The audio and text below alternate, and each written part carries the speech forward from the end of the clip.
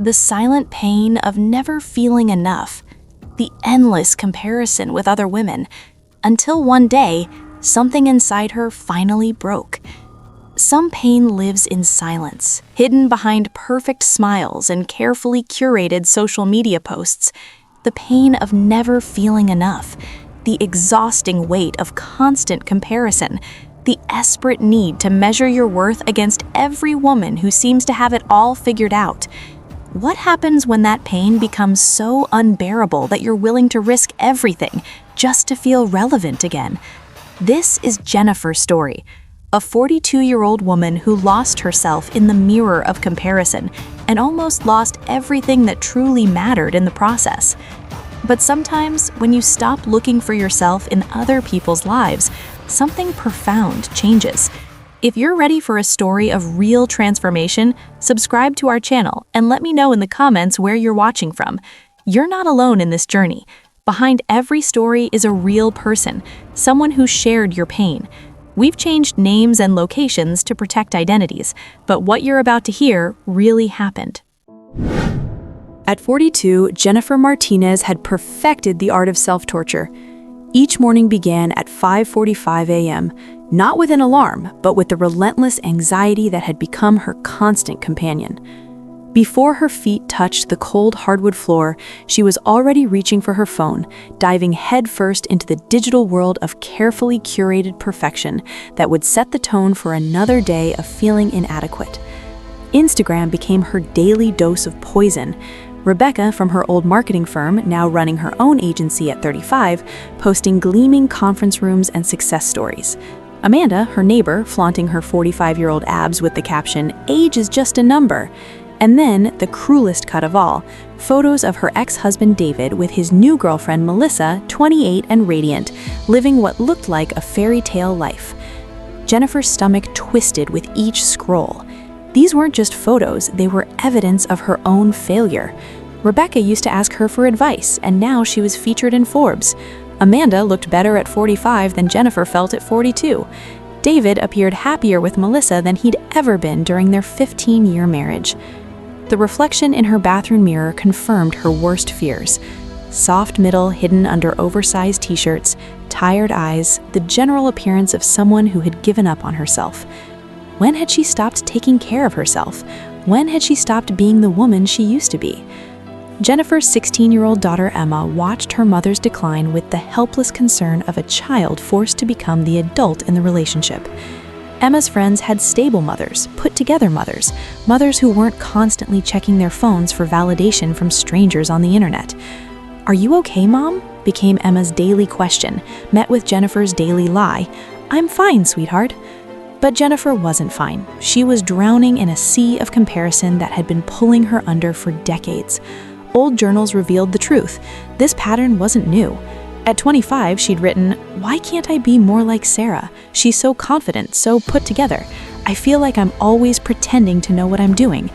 The realization hit like a physical blow. She had been running this race her entire life, constantly measuring herself against others, constantly coming up short. The names had changed, but the feeling was exactly the same. Work was slipping away, clients were choosing younger, hungrier agencies. Her sister Rachel, 4 years younger, had just been promoted to regional director with a 6-figure salary and company car. Even Rachel's concern felt like pity, the careful way she spoke to Jennifer as if she were fragile and might break at any moment. Desperation led Jennifer to Dr. Sarah Chen's office, where promises of natural-looking results that restore your confidence seemed like the answer to all her problems. Botox, fillers, a mini facelift, $12,000 to compete again, to look like she belonged in the same world as Rebecca, Amanda, and Melissa. The credit card approval letter burned in her purse as she scheduled procedures she couldn't afford with money she didn't have. Hope felt dangerous and necessary in equal measure. The recovery was brutal. Jennifer hid from Emma, claiming she had the flu while her face swelled and bruised beyond recognition. She lost clients because she couldn't meet face-to-face, but she told herself it would be worth it. She was investing in her future, her ability to compete. But when the bandages came off, the woman in Dr. Chen's mirror looked wrong. Tight, artificial. The left side of her mouth pulled when she tried to smile, giving her a permanent smirk that made her look bitter rather than beautiful. Emma's reaction was devastating. "Mom, I don't even recognize you anymore. And I don't think you do either." The bills piled up. Eviction notices arrived. Emma, so worried about her mother that she called her father, something she rarely did, to say she couldn't watch Jennifer destroy herself anymore. "I'm calling Dad. I can't. Mom needs help and I don't know how to help her." Jennifer found herself facing the ultimate consequence of her choices, losing the one thing that truly mattered, her relationship with Emma. The final confrontation came when Emma discovered the credit card bills, the final notices, the eviction warning. "We're going to lose the apartment, aren't we?" Emma's voice was flat, emotionless. "By doing what? Getting more surgery? Spending more money we don't have?" Emma's explosion was years in the making. "Mom, I can't do this anymore. Do you know what happened at school today? Jessica Morrison asked if my mom was the crazy Botox lady her mom was talking about, and I didn't know what to say because I don't even know who you are anymore." Living in her sister Rachel's guest room was a special kind of torture. Every day, Jennifer was confronted with the life she used to have: Rachel's beautiful home, successful career, stable marriage. The pity in Rachel's eyes was almost unbearable. Emma barely spoke to her, spending most of her time at friends' houses or locked in the guest room. When she did interact with Jennifer, it was with the polite distance of a stranger. "I've been thinking about going to live with Dad permanently," Emma said one evening, not looking up from her homework. Jennifer's heart stopped. She had lost everything: her home, her career, her face, her dignity. Now she was about to lose her daughter.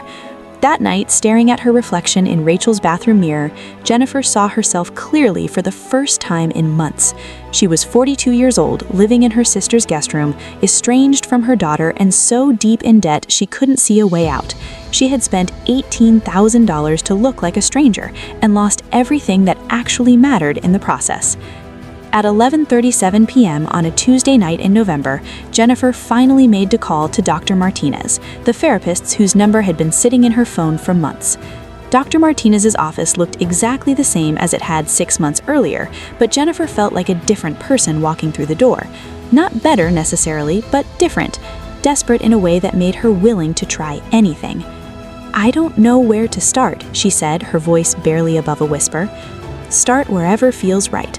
So Jennifer started at the beginning, not the surgery or the divorce, but farther back, the childhood with a mother who constantly compared her to other children, the decades of feeling like she was never quite enough, the way comparison had become as natural as breathing and just as unconscious. What you're describing is a pattern that's been with you for most of your life. The surgery, the debt, the current crisis, these are symptoms of something deeper.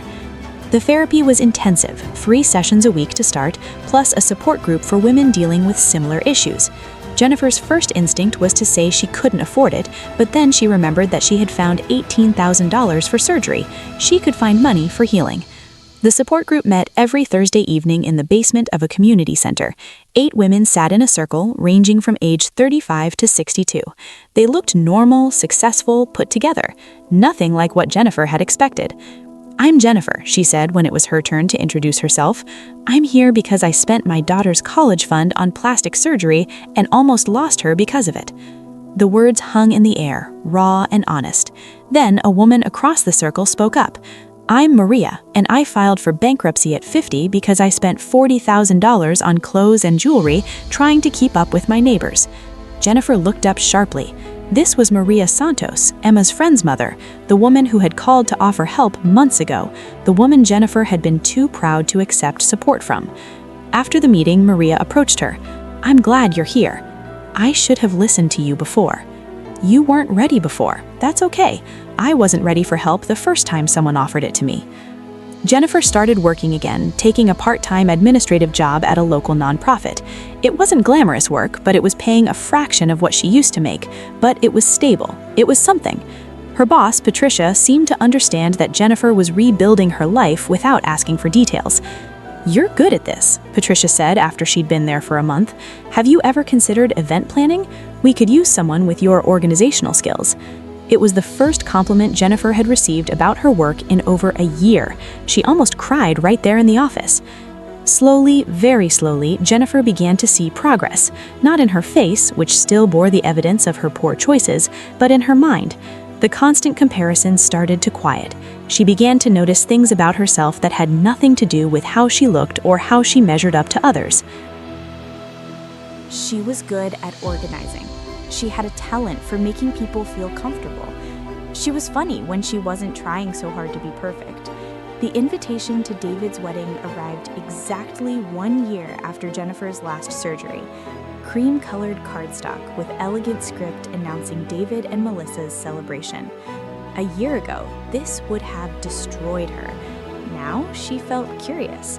Not about David or Melissa, but about herself. About how she would handle this test of her progress. "You don't have to go," Dr. Martinez said during their session. "But if you choose to, it could be an opportunity to see how far you've come." "I think I want to go," Jennifer said, surprising herself. "Not for David, but for me, to prove that I can be in that space without falling apart." The day of David's wedding arrived bright and clear. Jennifer wore a simple navy dress that she had bought on sale, paired with comfortable shoes.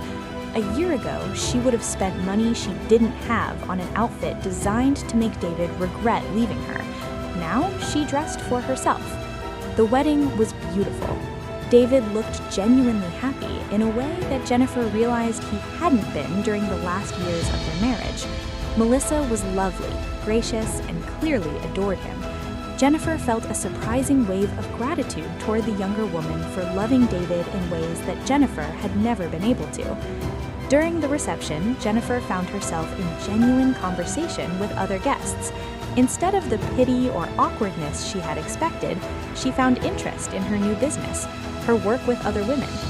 "You seem different," said Linda, one of David's colleagues, more confident somehow. Jennifer smiled. "I think I finally figured out who I am when I'm not trying to be someone else." When David approached her during the dancing, looking nervous, Jennifer felt nothing but peace. "I'm happy for you, David. Really, you deserve this." He studied her face, still bearing the subtle evidence of her surgical mistakes, but somehow more beautiful than he remembered. "You look good, Jen. Not just physically, but, I don't know, peaceful. I feel peaceful, for the first time in a long time." Maria's proposition came at exactly the right time. "I'm starting a consulting business for women who want to re-enter the workforce after major life changes. I could use a partner, someone who understands what it's like to start over." Second Chapter Consulting grew slowly but steadily, helping women over 40 navigate career transitions, divorce, and major life changes. Jennifer discovered she had a gift for this work. Her own experience with rock bottom made her credible in ways that no amount of education could have. "You help people see that their worst moment doesn't have to define them," Maria observed after a particularly successful workshop. Emma, now living with Jennifer again in a small 2-bedroom apartment, noticed the change in her mother. "You've changed, Mom. Like, really changed. You're more real now. Like, you're not trying to be someone else all the time." 3 years after her breakdown, Jennifer stood in the expanded offices of Second Chapter Consulting, watching her newest student work on her first painting. The Breaking Free Art Therapy program now served dozens of women each month, growing from a small idea into a nonprofit organization with state funding. Jennifer had also started dating again, but differently this time. Robert was a high school teacher she met at a volunteer event. Their relationship built slowly, based on friendship and shared values rather than desperation or the need to prove anything. "I like that you know who you are," Robert told her. "You're not trying to be anyone else." "It took me 43 years to figure that out," Jennifer replied, "but better late than never." On the 1-year anniversary of Second Chapter Consulting, Jennifer spoke to a room full of women who had rebuilt their lives after major changes. During her speech, she shared her own story, the comparison, the surgery, the debt, the near loss of her daughter. "I spent most of my life looking for myself in other people's lives, trying to measure my worth by how I compared to others. It took losing everything that mattered to realize that the only comparison that matters is between who you are today and who you were yesterday. Are you growing? Are you healing? And are you becoming more yourself, not less? That's the only race worth running. After the event, a young woman approached Jennifer, tears in her eyes. I'm going through a divorce right now. I've been thinking about getting surgery, trying to compete with his new girlfriend. But hearing your story, I think I need therapy instead. Jennifer smiled and handed her Dr. Martinez's card. Therapy is a much better investment, trust me. At 45, Jennifer looked different than she had 3 years ago. Not because of surgery or procedures, but because of something deeper. There was a calmness in her eyes, a confidence that came from knowing exactly who she was and being comfortable with that person. The asymmetry from her surgical mistakes was still there if you looked closely, but Jennifer had learned to see it differently, not as evidence of failure, but as a reminder of how far she had traveled. Some scars tell stories worth remembering. Her relationship with Emma had not just healed, but had become deeper, more honest than it had ever been when Jennifer was trying to be the perfect mother. Emma, now living with Jennifer again in a small 2-bedroom apartment, called every Sunday and even had written about her mother's journey for a psychology class. I wrote about how the strongest women I know are the ones who stopped trying to be someone else, about how my mom taught me that comparison is the thief of joy by showing me what happens when you let it steal everything. Jennifer's story became part of the curriculum at Second Chapter Consulting, not as inspiration or a simple before and after tale, but as a realistic example of what recovery looked like. Messy, slow, imperfect, but ultimately transformative. The women who came to her now were facing their own versions of the same crisis: divorce at 50, job loss at 45, children leaving home and leaving behind mothers who had forgotten who they were without the role of caregiver. The good news is, Jennifer told them, that it's never too late to meet yourself for the first time. The woman you're meant to be is still in there, waiting for you to stop looking everywhere else and finally come home to yourself. Jennifer's transformation wasn't just about overcoming a crisis. It was about recognizing that the crisis had been building for decades. The comparison trap that had ensnared her wasn't unique to social media or middle age. It was a pattern that had shaped her entire life, from childhood through marriage through motherhood. Her recovery required more than just therapy or financial responsibility. It required a complete rewiring of how she understood her own worth.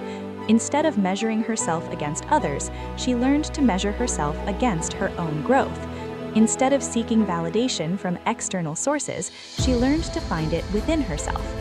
The business she built with Maria wasn't just about career transitions.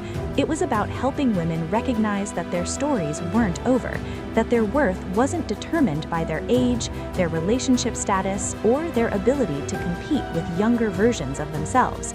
Jennifer's face still bore the evidence of her surgical mistakes, but she had learned to see those scars as part of her story rather than evidence of her failure. They reminded her daily of the price of seeking worth in all the wrong places, and they made her credible to other women who were considering the same desperate measures. Her relationship with Emma became the foundation of her healing. By being honest about her struggles, by admitting her mistakes, by doing the hard work of recovery, Jennifer modeled for her daughter what real strength looked like, not the performance of perfection, but the courage to be authentically, imperfectly human. The woman who had once hidden from video calls because of her surgical results now spoke at conferences and appeared in magazines. The woman who had once been paralyzed by comparison now helped others break free from the same trap. The woman who had once been willing to destroy her financial future for the promise of physical perfection now understood that true beauty came from self-acceptance. Jennifer's story is a reminder that it's never too late to stop running a race that has no finish line, that comparison truly is the thief of joy, only if we let it be, that the woman we're looking for in everyone else's life has been waiting patiently in our own all along. At 45, Jennifer Martinez had finally stopped looking for herself in other people's lives and discovered that she had been enough all along.